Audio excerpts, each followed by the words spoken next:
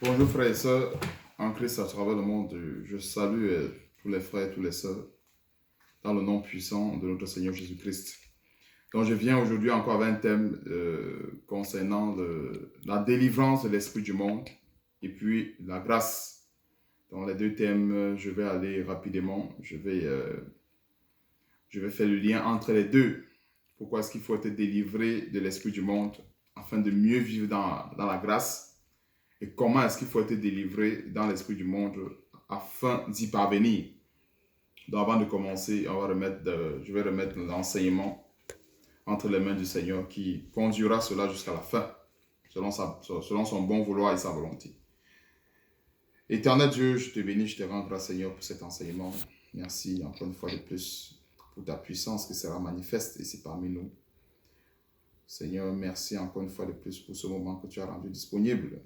Je te bénis, Seigneur, une fois de plus pour cette eau qui va nous abreuver, qui va abreuver notre âme, afin que nous soyons prêts, afin que nous soyons toujours sans cesse édifiés dans notre sainte foi que nous professons chaque jour. Donne-nous, Seigneur Dieu, de progresser, donne-nous, Seigneur Dieu, d'être délivré chaque jour des convoitises de ce monde, d'être délivré de l'esprit de ce monde qui fait la guerre à notre âme. Merci encore une fois de plus pour le fait que tu permettras que ce message puisse toucher les cœurs et surtout que la gloire et l'honneur te reviennent en tout chose dans nos vies. Et c'est dans le nom puissant de notre Seigneur et Sauveur Jésus-Christ que je t'ai prié. Amen. Donc déjà rapidement, nous allons commencer par Jacques chapitre 4 à partir du verset 2 jusqu'au verset 4. Il est écrit, la Bible nous dit, « Vous convoitez et vous ne possédez pas. Vous êtes meurtriers et envieux et vous ne pouvez pas obtenir. Vous avez des querelles et des luttes et vous ne possédez pas parce que vous ne demandez pas. » Alors nous voyons que ce verset est un peu ironique. Ironique dans le sens où en fait, en réalité ce n'est pas qu'on ne demande pas, ce n'est pas qu'on ne prie pas. Mais le problème c'est qu'on prie de la mauvaise façon. C'est pour ça quelque part 1 Timothée chapitre 2 verset 8 dit que je veux que tout homme prie en tout lieu, mais en élevant les mains pures. Il va aller rapidement dans ce verset pour le citer tel qu'il est. 1 Timothée chapitre 2 verset 8. Et puis on va revenir dans Jacques qui est le texte de base. C'est très important que nous comprenions ces choses afin de ne pas travailler en vain. 1 Timothée chapitre 2 verset 8. Il est écrit, « Je veux donc que les hommes prient en tout lieu en élevant les mains pures sans colère ni mauvaise pensée. » Donc, c'est à travers ça, à travers ce compte tenu de ces versets que Jacques a dit au verset 2 qu'on ne demande pas, parce qu'on ne demande pas de la mauvaise, parce qu'on ne prie pas de la bonne façon. Maintenant, au verset 3, il y a plus d'explications. Vous demandez et vous ne recevez pas parce que vous demandez mal dans le but de satisfaire vos passions. En fait, en réalité, ce n'était pas qu'on ne demandait pas, mais c'est qu'on demandait plutôt mal. Et en fait, qu'est-ce que cela veut dire? C'est que quand nous demandons mal, c'est comme si on ne demandait pas en fait.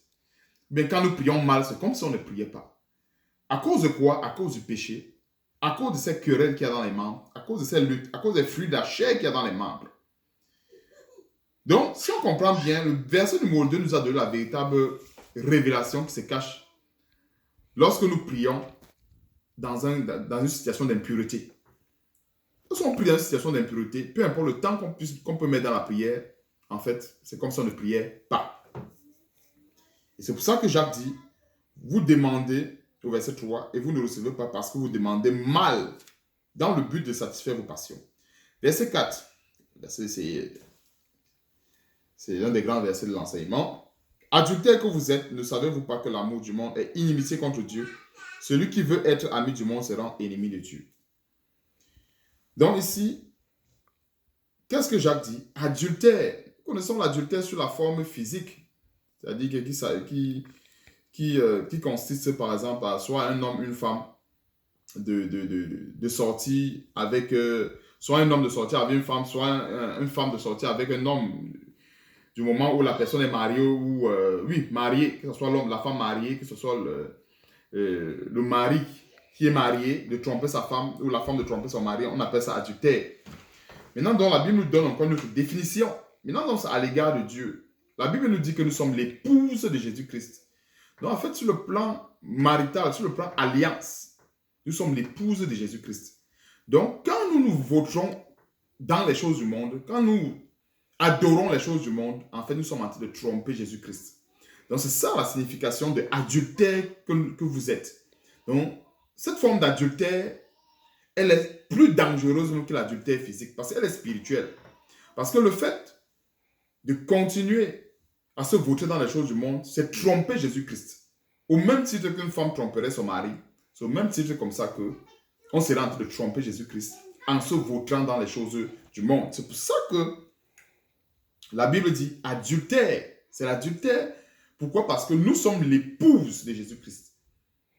Alors, en tant qu'épouse de Jésus-Christ, nous sommes censés demeurer dans sa parole et non se vautrer dans le monde, dans le monde et être inimitié contre Dieu. Mais il y a encore autre verset dans 1 Jean chapitre 2. 1 Jean chapitre 2. C'est Jean encore qui a repris ce même verset. Verset 15. N'aimez point le monde. Et partout dans la Bible où il y a point, c'est pour dire qu'il ne doit même pas avoir même un seul grain. C'est-à-dire qu'il ne doit, je ne sais pas comment je dois expliquer ça de manière plus claire, il ne doit pas, c'est-à-dire il n'y a même pas une seule possibilité qu'on puisse aimer le monde, en fait. N'aimer point. Donc, il n'y a même pas une seule possibilité qu'on puisse aimer le monde. Donc, n'aimez point le monde, ni les choses qui sont dans le monde.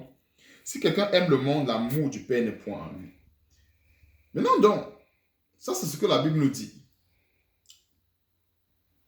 Il faut que, pour garder notre statut d'enfant de Dieu, pour garder les bénédictions spirituelles que Dieu nous a données selon Éphésiens chapitre 2 et Éphésiens chapitre 1, qui dit que nous sommes bénis de toutes sortes de bénédictions spirituelles dans le lieu céleste.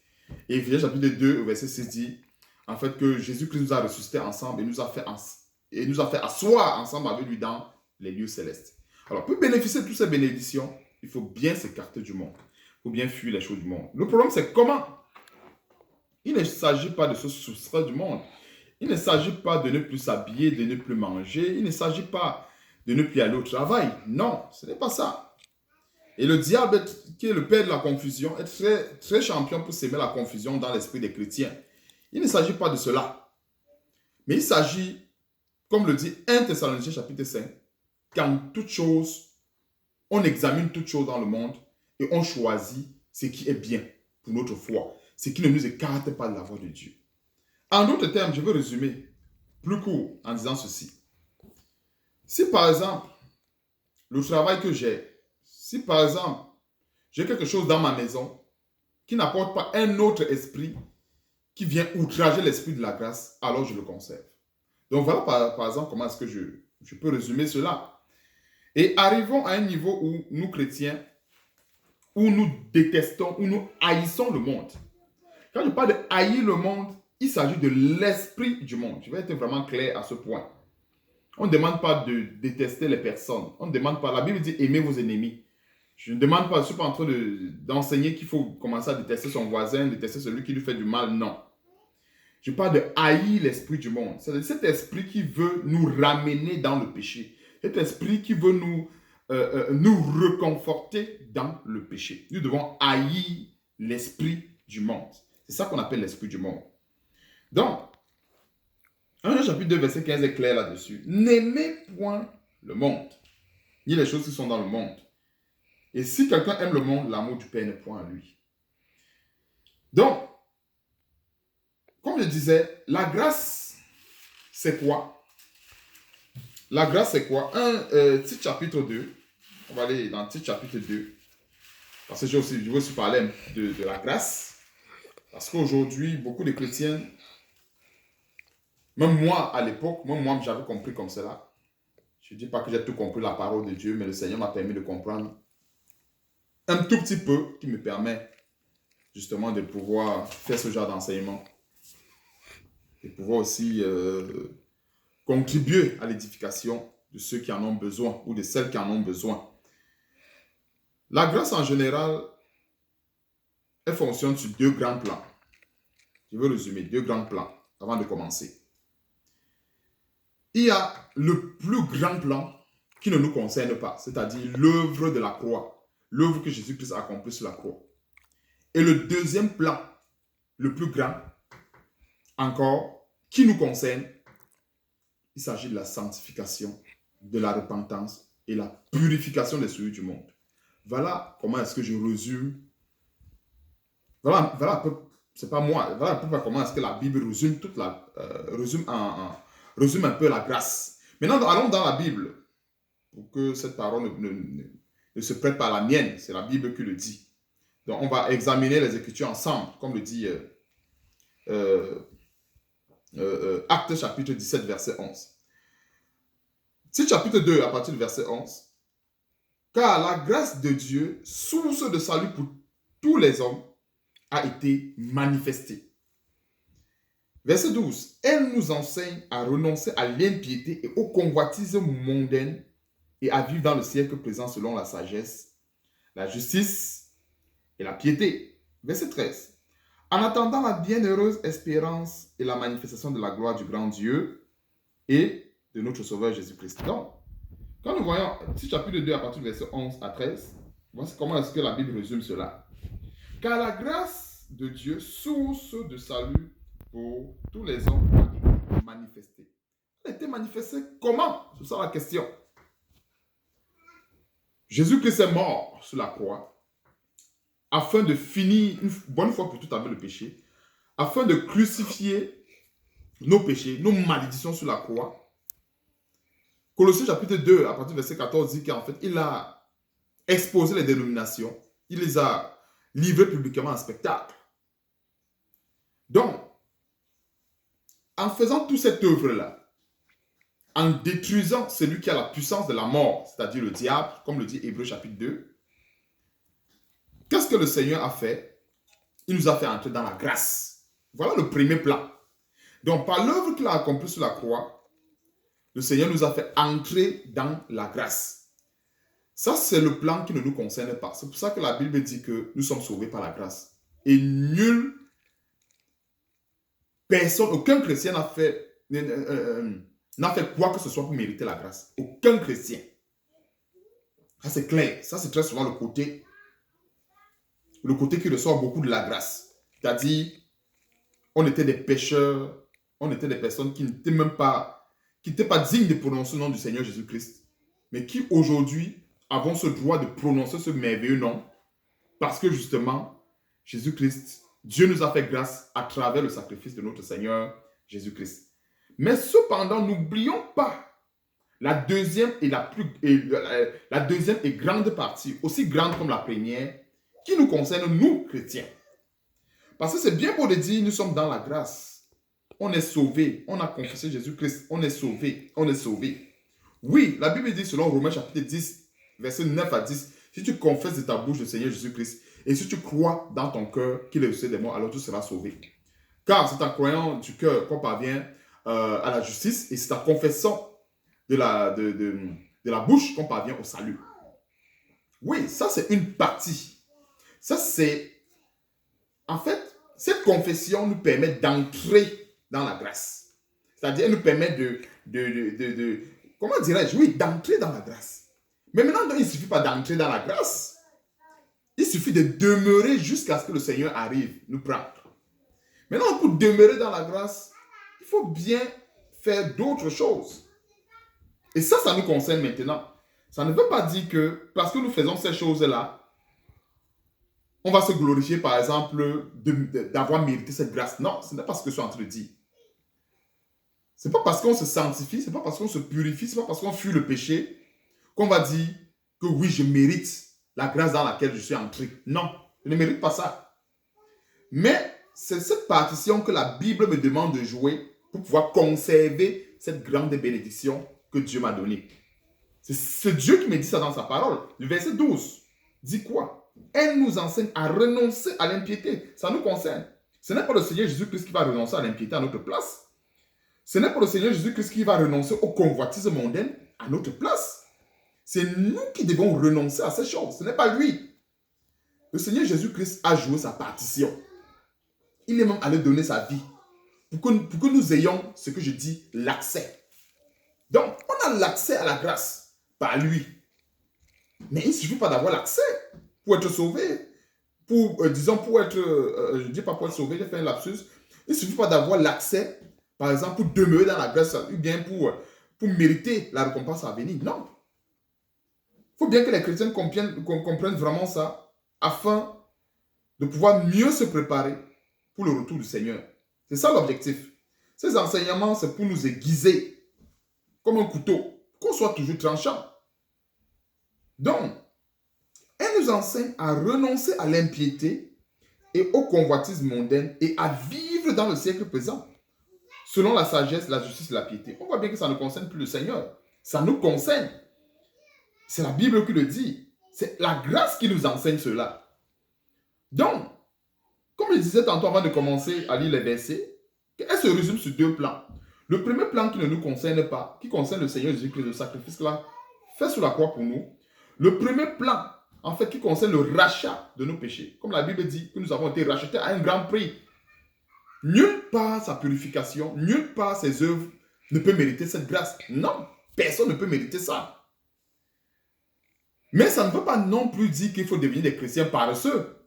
En disant que, oui, je suis dans la grâce, oui, je me couche, je continue à me vautrer dans le monde, je continue à me vautrer dans la musique mondaine, je continue à me vautrer dans les choses qui irritent Dieu, parce que, justement, je suis dans la grâce. Non. Il faut bien que les chrétiens comprennent que, les chrétiens et les chrétiennes comprennent que, les enfants de Dieu, nés de nouveau de l'Esprit de Dieu, comprennent que la grâce est résumée en ces deux grandes parties. Et si Dieu a permis que nous soyons encore vivants aujourd'hui, c'est pour pouvoir accomplir notre partition. Le Seigneur a accompli sa part. Il ne va plus jamais. Le Seigneur ne va pas venir renoncer aux convoitises mondaines à notre place. Il ne fera pas ça. Et c'est pour ça que la Bible le dit au verset 12. Elle nous enseigne. Elle est mise pour qui? La grâce nous enseigne à renoncer. Ce n'est pas en renonçant à l'impiété que nous méritons la grâce que le Seigneur Jésus nous a donnée. La preuve en est que s'il y a quelqu'un qui est dans le monde, qui n'est pas converti au Seigneur Jésus-Christ, qui ne vit pas dans le péché, qui ne vit pas dans la fornication, il n'aura pas accès à la grâce. Par exemple, voilà par exemple un exemple palpable. Il y a des gens dans le monde qui vivent même mieux que les chrétiens. J'en connais, je peux témoigner. Il y a certaines personnes dans le monde qui vivent 1000 fois mieux que les chrétiens. Je dis mais 1000 fois mieux. Je dis cela à notre honte. Quand je dis 1000 fois mieux, c'est-à-dire que tu vois quelqu'un dans le monde qui ne se vautre pas dans l'alcool, pas dans l'impudicité, pas dans la fornication, pas dans les excès. Mais il n'est pas sauvé. Ce n'est pas en faisant ces choses qu'il sera sauvé, non. Mais maintenant, donc, celui donc qui a accepté le Seigneur Jésus-Christ, est-ce qu'il va aussi croiser les bras, ne rien faire, se coucher disant que je suis sauvé et puis voilà, j'attends seulement le Seigneur? Non. La Bible nous enseigne cela pour que nous les mettons, nous enseigne ces choses pour que nous les mettions en pratique. Donc, voilà.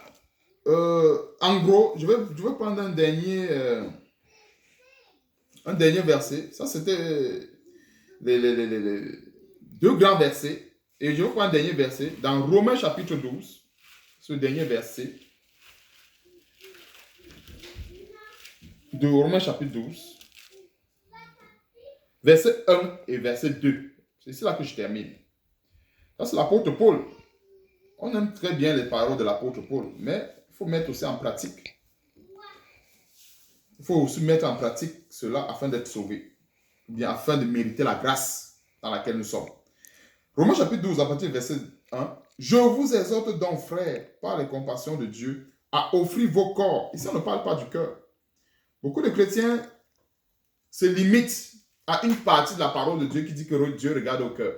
Ou bien que votre cœur soit transformé par la parole de Dieu. Beaucoup de chrétiens se limitent au cœur. Non, c'est le corps. J'ai très souvent l'habitude de dire que la parole de Dieu est un tout.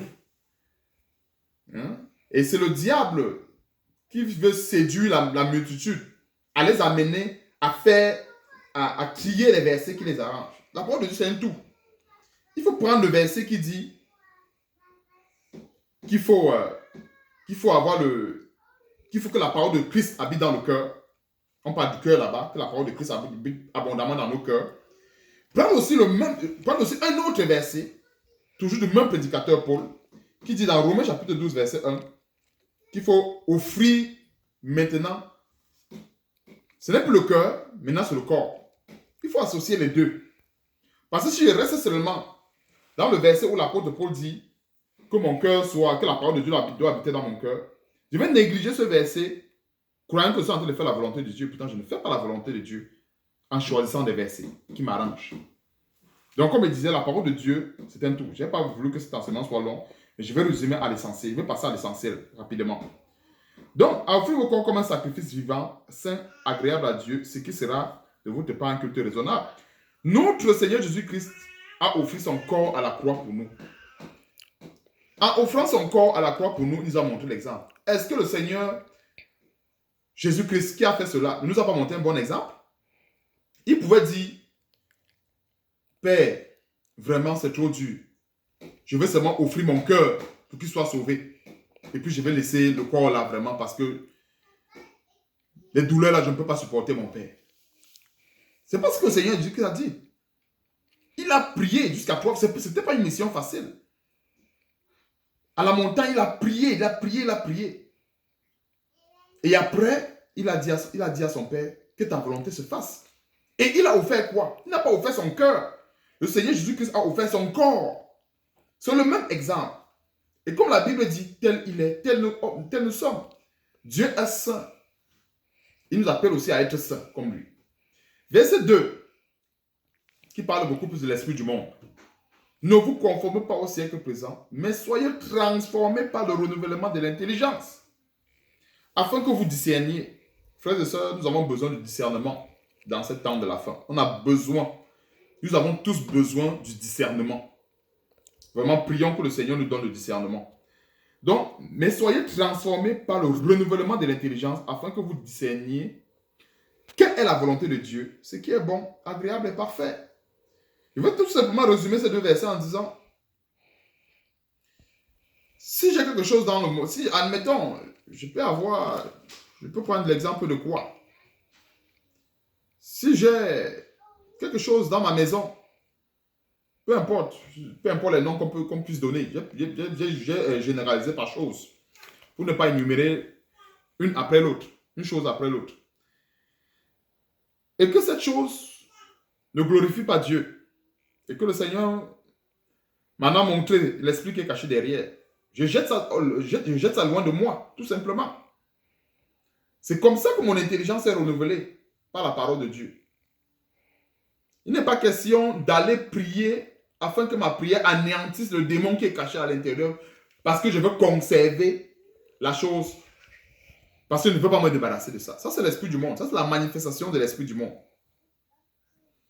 Donc, la Bible dit qu'on doit être transformé à l'égard des passions, des séries télévisées, des fêtes, des musiques mondaines, du gospel et tout ça, tout ce qu'on dit. Et peut-être plaise à Dieu, si Dieu le permet, je vais faire une autre vidéo par rapport, plaise à Dieu si Dieu le permet, bien sûr, faire une autre vidéo par rapport aux musiques gospel et tout ça. Parce qu'aujourd'hui, il y a beaucoup de confusion. Et pour terminer, si nous écoutons l'évangile, parce que le Seigneur Jésus-Christ nous a donné un seul évangile, pas deux évangiles, un. Et les apôtres ont prêché aussi ce même évangile, c'est-à-dire l'évangile qui prônait quoi? La repentance, la sanctification, le pardon des péchés. Donc si nous écoutons un évangile qui prône autre chose, c'est tout simplement de l'ennemi, tout simplement du diable. Tout simplement. N'oublions pas, je vais terminer avec cet exemple, que de la même façon que nous avons l'esprit de la prophétie, nous avons aussi de l'autre côté l'esprit de la divination. Et comment est-ce qu'on différencie les deux? La différence entre l'esprit de la prophétie et l'esprit de la divination, ce n'est pas le message. Il y a trop de séduction parce qu'on se dit, le message est bon, c'est la vérité. Non. Les marabouts disent la vérité. Et aujourd'hui, nous avons les marabouts dans des assemblées déguisées en pasteurs, apôtres et tout le reste. Plusieurs sont allés prendre des pouvoirs magiques pour pouvoir faire des miracles, pour pouvoir faire des prodiges. On va dire, mais il y a des gens qui marchent, il a guéri telle personne du cancer, il a guéri telle personne de ceci, il a guéri telle personne de l'AVC. Est-ce que les marabouts ne font pas ces miracles-là? Donc, pour terminer, je voulais dire ceci, pour terminer le chapitre de la délivrance de l'esprit du monde, c'est que la différence entre l'esprit de divination et l'esprit de prophétie, qui est l'esprit de Dieu, C'est tout simplement la source. C'est la source et ça reste rien que la source. La source, pourquoi?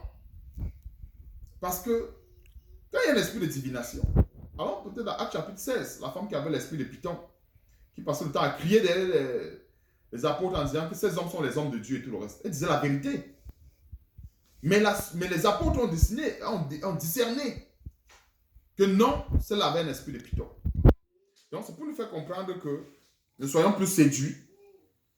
Et quand je parlais de l'esprit du monde, il y a deux formes de monde que moi je vais généraliser comme ça. Quand on parle de l'esprit du monde, on voit toujours ce monde, on voit toujours beaucoup plus ce monde au sens large, c'est-à-dire le peuple, les gens qui ne connaissent pas Dieu et tout le reste. Non.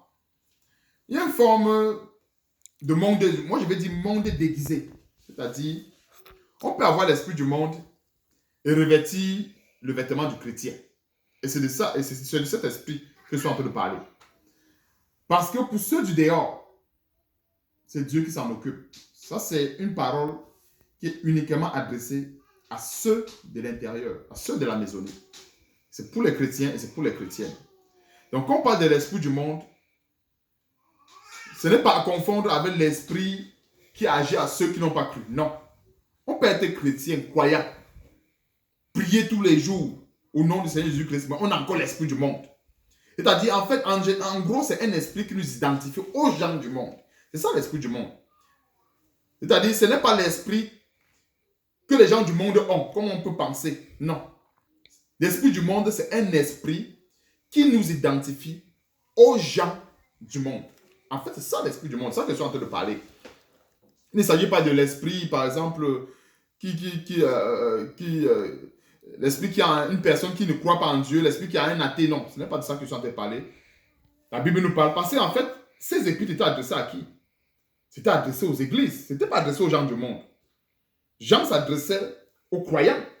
Jacques s'adressait aussi aux croyants. Quand il disait adultère que vous êtes, Jean s'adressait aux chrétiens nés de nouveau de l'esprit de Dieu, quand il disait l'esprit du monde. Donc en fait, c'est un esprit qui nous identifie aux gens du monde. Donc soyons bénis mes frères et sœurs et que le Seigneur vraiment nous conduise chaque jour dans sa grâce afin que nous soyons délivrés de l'esprit du monde et que nous vivons ensemble pleinement sa grâce. Nous devons vivre pleinement la grâce de Dieu afin d'espérer être sauvés, afin d'espérer le salut que notre Seigneur Jésus-Christ nous a promis. Amen. Gloire à Dieu pour toutes choses. Amen.